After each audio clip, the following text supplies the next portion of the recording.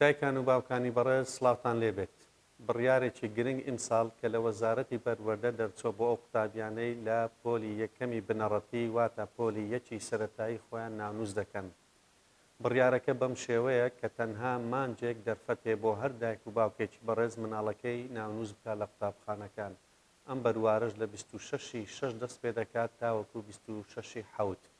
جیاوازی ئیمساڵ لەگەڵ ساڵانی ڕابردوو چیە؟ ساڵانی ڕابردوو هەر دایکێک هەر باوکێکی بەڕێز بۆ ناونووسکردنی منداڵی پۆلیەکی بنەڕەتی بۆی هەبوو لە مانجی 6 یاخود لە مانجی 7 مانجی 8 و مانجی 9 واتە 4 مانجی لەبەردەست بوو بە کەیفی خۆی هەر کاتێک بیویست با لەو 4 مانگە دەچوو ناوی خۆی لە قوتابخانە دەنووسی بۆ منداڵەکە.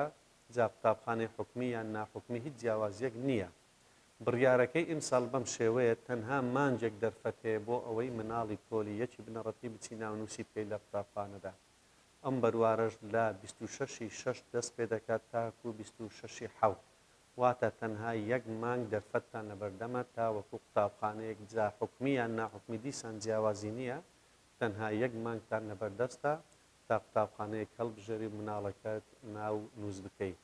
واتە تەنها ماوەی 30 ڕۆژ دەرفەتدراوە، لەو 30 ڕۆژە دەبێت مناڵەکەت ناونووس بکرێت و معاملات هەموو تەقدیم بکرێت. دوای ئەم بەروارە زەحمەتە ئیتر دەرگای ناونووسین بکرێتەوە بە ڕووتابیاندا. بۆیە پێویستە ئاگادار بین لە 26/6 تا 26/7 مناڵت ناونووس بکەیت تاوەکو دەرفەتی خوێندنی ساڵێکی لەدەست نەچێت. زۆر سوپاس، سەرکەوتوو بن.